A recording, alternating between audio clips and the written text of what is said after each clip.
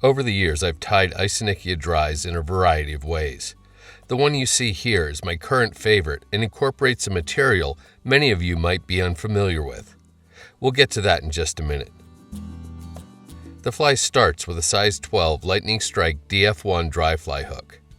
After getting the hook firmly secured in the jaws of my tying vise, I load a bobbin with a spool of UTC 70 in white.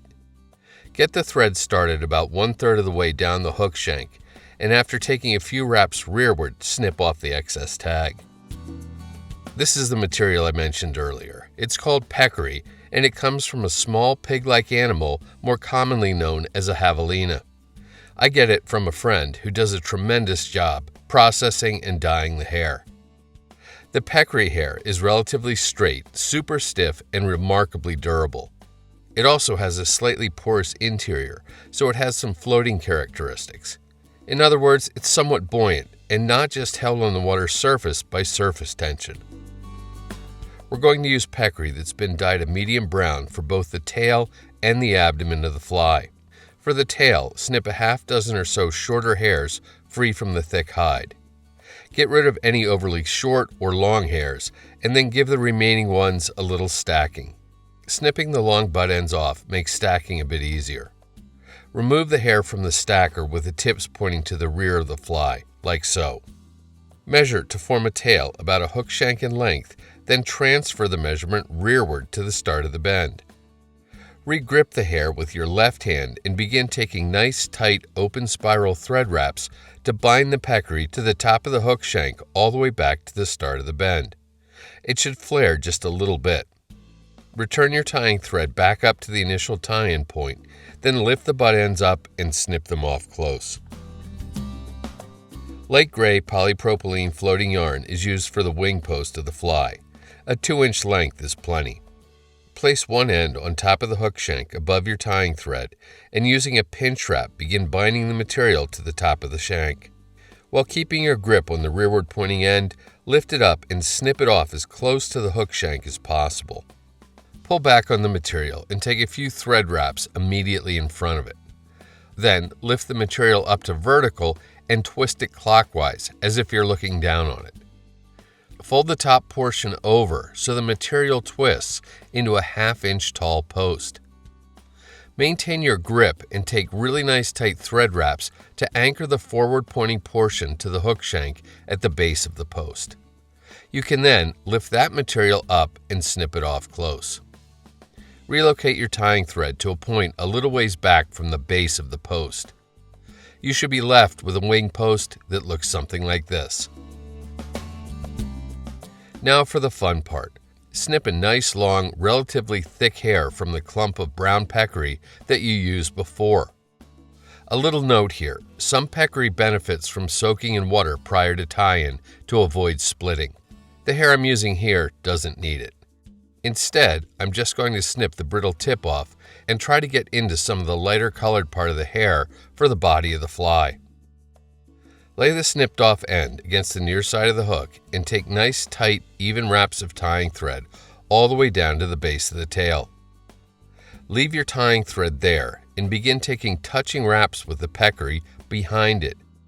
As you can see here, the wound hair creates a beautifully segmented abdomen on the fly with some wonderful color variation as well. A little ways behind the wing post, anchor the hair with tight wraps of tying thread, then snip the excess butt end off close. Make sure the end is bound down really well, then advance your tying thread to in front of the post. UV Fine Dry Isonychia colored dubbing is used to form the thorax of the fly. The UV stuff has a shimmer to it that their regular Isonychia dubbing does not. A really small clump is all you need. Use the dubbing to create a very slender 1.5-inch long noodle on your tying thread. Start taking wraps with the noodle to cover up the area between the hook eye and the wing post. Then wrap back to cover the area in front of the abdomen. Check to make sure the far side is also completely covered. You can then take a clockwise wrap or two around the base of the wing post, ending with your tying thread in front of the post on the near side of the fly. A single hackle feather is used to hackle the fly. I'm using one from a neck labeled Barred Dun Badger. The feathers have a ton of character, which to me will make the fly look more natural. On this size 12 fly, I'm using a feather with size 14 fibers. I feel the slightly undersized hackle looks a little better in the end. With the shiny side of the feather facing you, strip the lower webby fibers from both sides of the stem, then strip a few more fibers from just the top edge of the stem. Snip the butt end off so you're left with about a 1/4 inch of bare stem. With the shiny side of the feather facing the front of the fly, anchor the bare stem to the post with tight wraps of tying thread. Try to keep these wraps fairly smooth and go about 1/8 of an inch up before returning your tying thread to the base of the post. Carefully reorient the fly into a more vertical position in your tying vise, like so. Get hold of the hackle feather's tip with hackle pliers and begin taking wraps with the feather behind your tying thread. This will help to keep the wraps sandwiched tightly together. Keep taking wraps up the post. The amount really is up to you, and of course the length of the hackle feather. I think I was able to do 9 wraps on this one. You can then secure the feather's tip to the hackle post with a few tight wraps of tying thread. Reach in with the very tips of your tying scissors and snip the excess hackle off close. Get hold of your whip finish tool and use it to do a 5 or 6 turn back to front whip finish, seat the knot well, then snip or cut your tying thread free. Reorient the fly back to normal in your tying vise, and if there are any wayward hackle fibers, snip them off, although it really isn't necessary, because when you snip the post off to about a hook shank in length, any hackle fibers will just kind of blend in. The final step is really important. Using your favorite head cement, here Sally Hansen Hard as Nails, apply just a single drop to the exposed thread wraps on the post.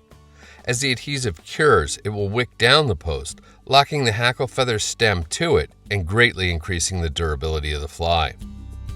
The parachute method shown here should yield a nice, clean, good-looking underbody on the fly.